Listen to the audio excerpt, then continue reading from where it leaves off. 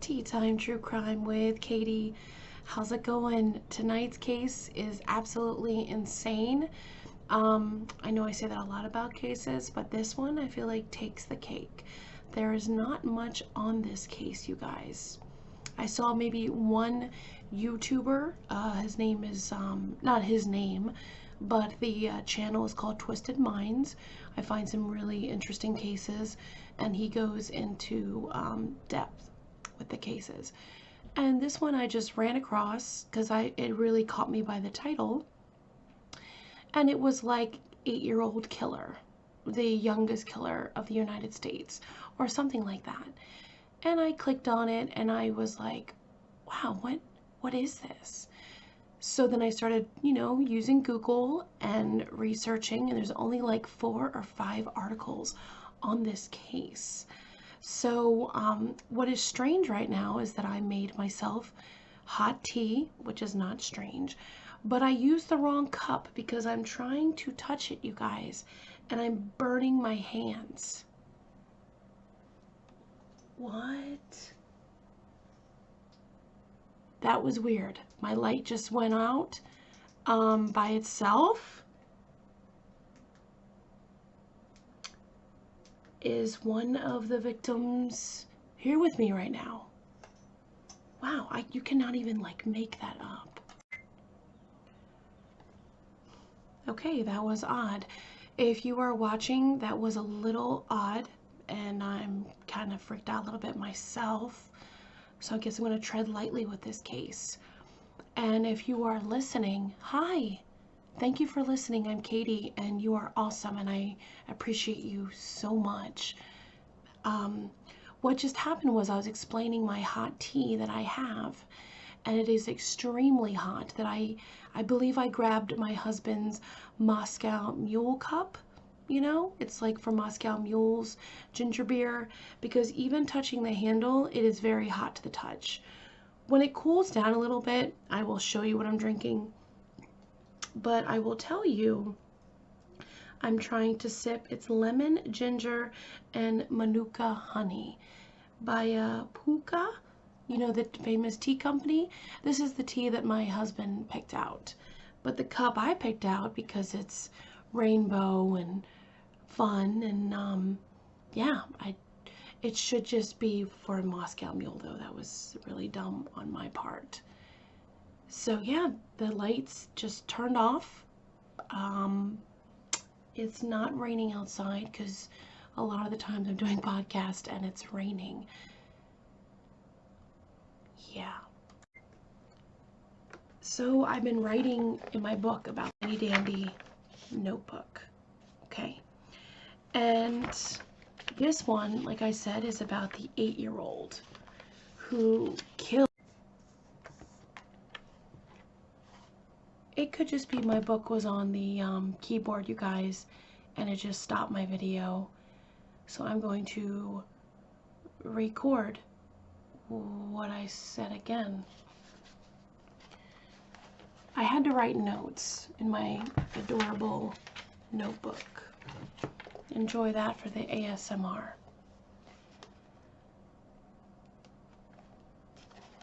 The 8-year-old murdered his father November 5th, 2008. Not only murdered his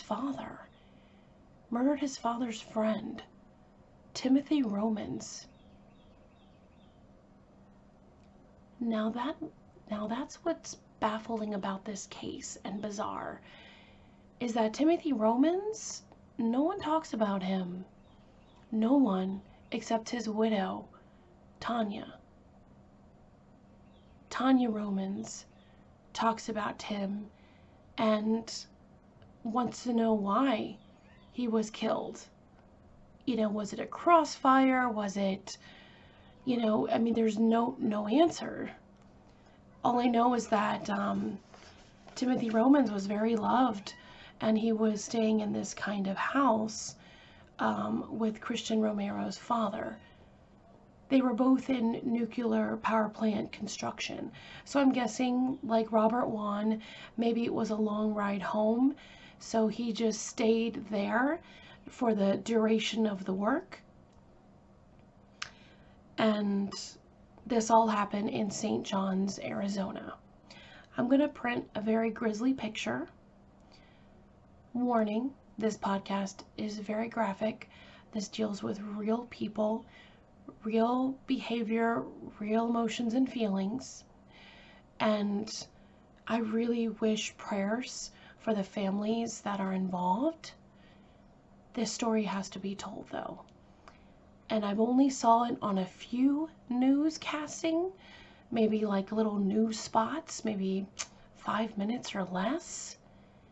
But I'm going to do my best to talk about the youngest double murder of an 8-year-old named Christian Romero. 8-year-old Christian Romero was brought in by his grandmother as a witness to this double homicide. Yes.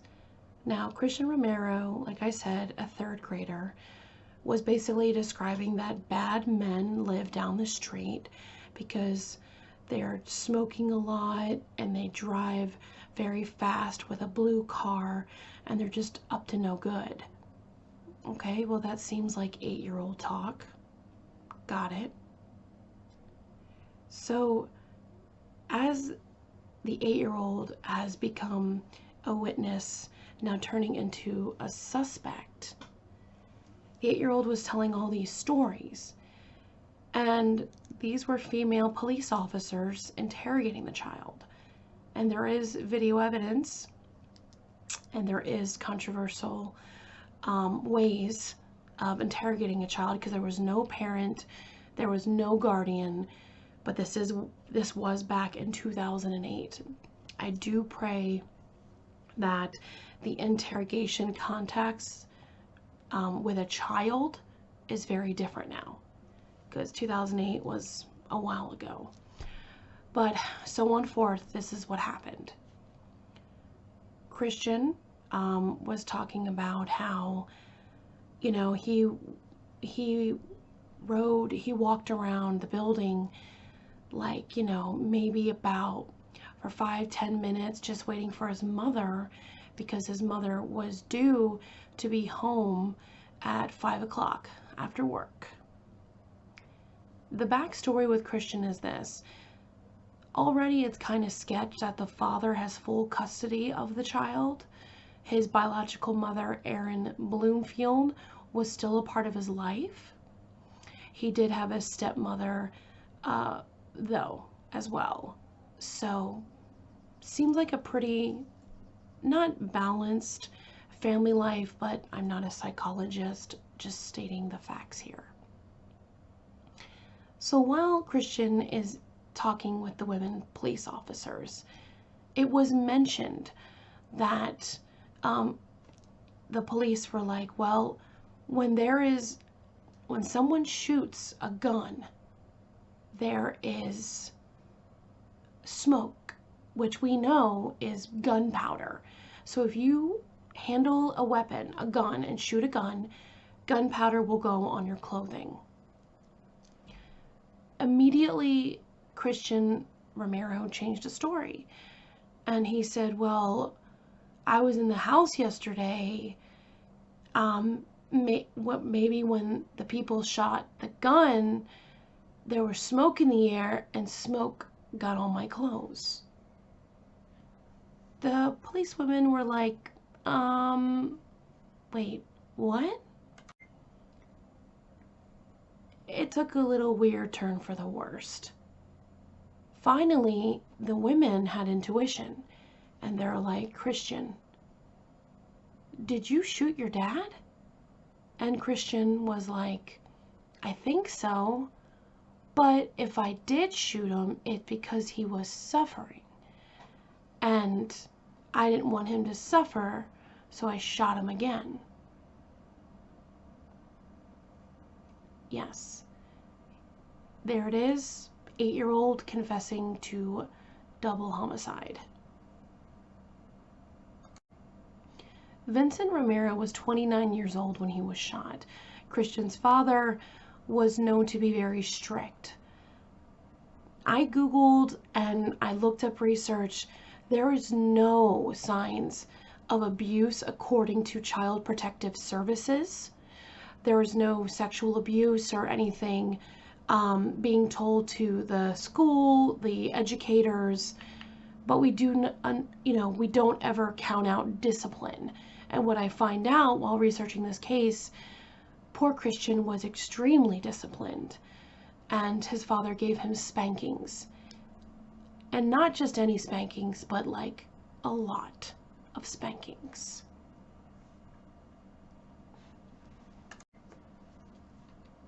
We're going to go back to when the bodies were found. When the police came, there were two bodies. One body was Timothy Romans, 39 years old. He was lying, they say, face down at the front of the door. And by the stairs was 29-year-old Vincent Romero. Both gentlemen received the same injuries. They were shot in the face first, and then quickly shot in the chest. That's 4 times being shot with a .22 caliber rifle. Christian Romero's father actually taught Christian to hunt little prairie dogs, but little did he know that it would backfire.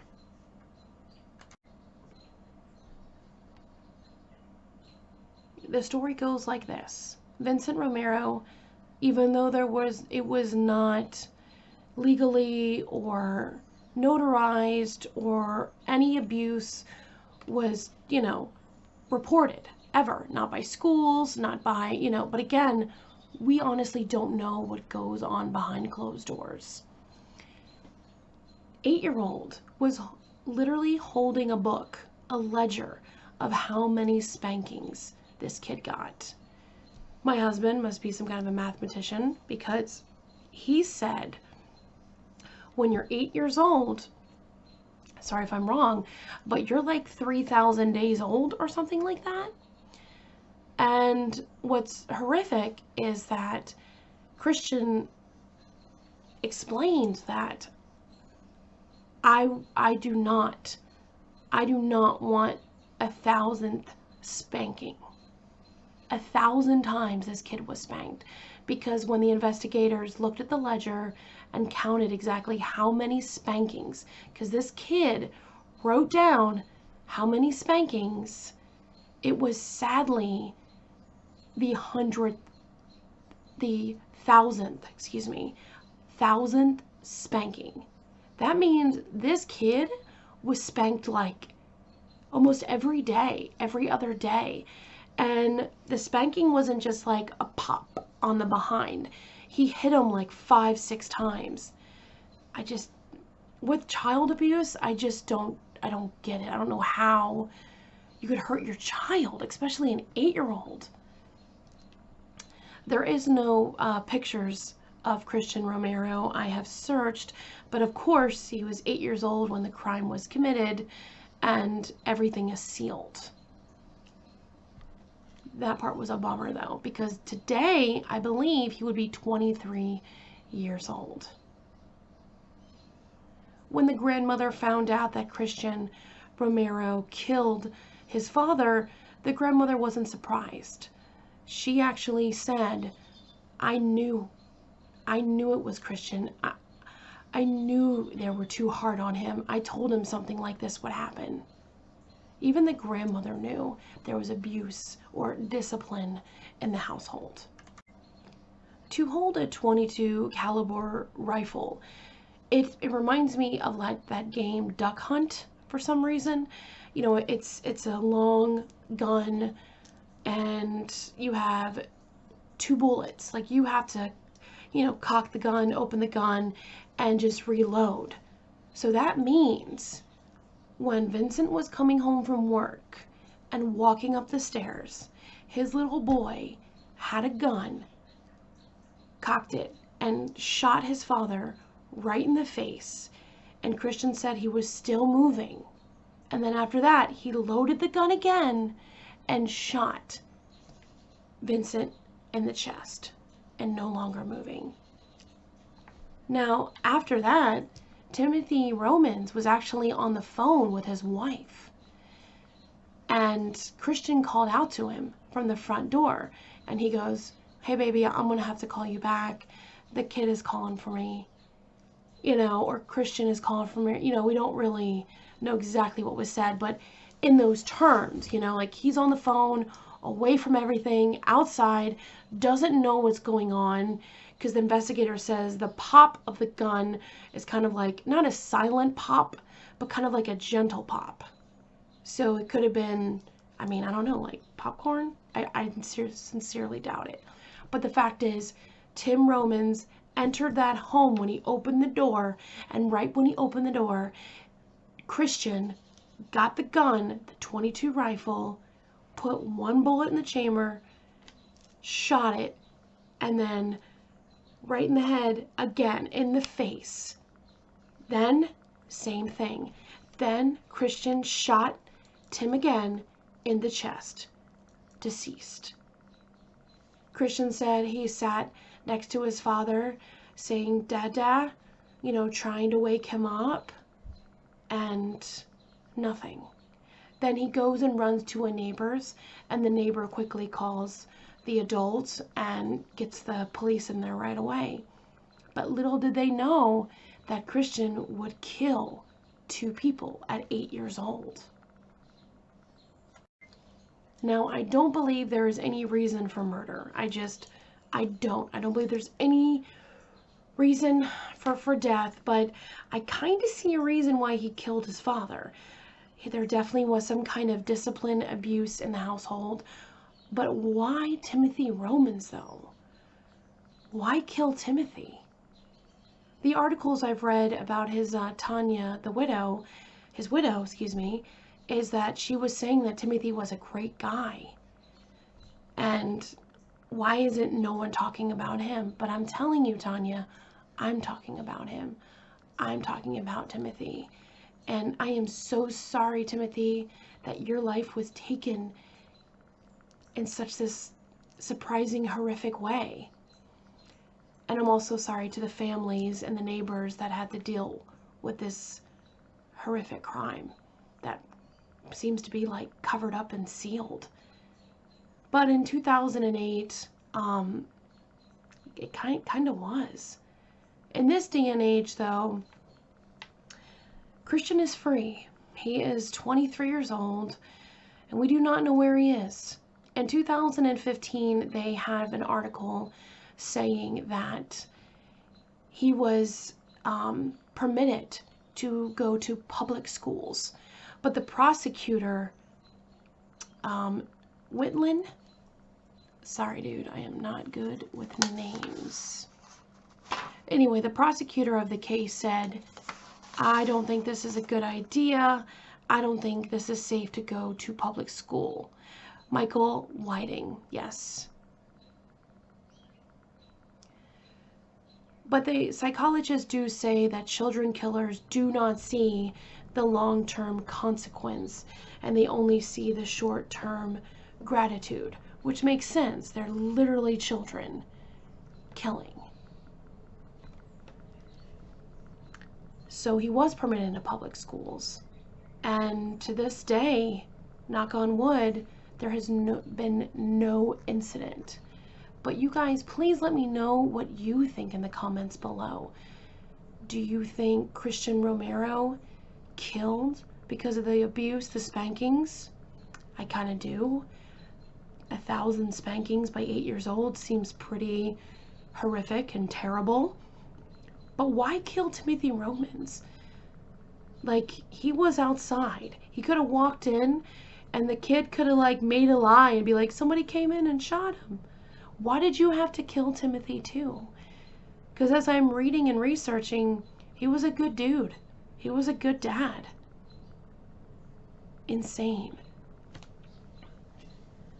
Again, with this case, I really do wish the interrogation tactics have gotten better. I've been trying to research it. I'm not a child, and I do not have children, and they're not I don't know any children who have recently been interrogated, but I don't know how it works. Hopefully now there is a parent or a guardian and they do know their actions and the consequences. But Christian Romero, he was 8 years old and he was too young to go to juvenile detention, but they did have him in special care. He didn't get a foster family until I believe 15 years old, and then maybe a little younger than that, and then again public school at 15, and again a lot of the records are sealed.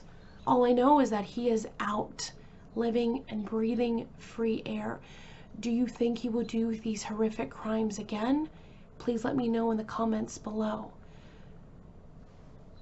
Let's see if I can touch the tea. It's warm, it's not boiling hot. Isn't it pretty? But yeah, I definitely used the wrong mug. This is definitely my husband's like Moscow Mule mug. If you are listening, it is like a rainbow ginger beer mug with metal handlebars, I shall say.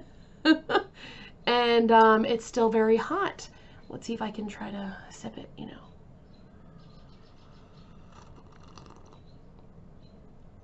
Ooh, that is delightful. Make sure you're drinking your tea, taking your vitamins, taking good care of yourselves, and please be safe. If there are any cases that I should cover, please email me, teatimecb@yahoo.com, and send me some stories. And if you like, I will gladly give you validation for the story. But this story just came in just scrolling through YouTube and then going on good old Google to research. Again, this case is horrific, and St. John's, Arizona just seems to just want it to go away. But Roman's family, even the Romero's family, it's a tragedy. You guys take care of yourselves, and I will see you on the next one. Bye.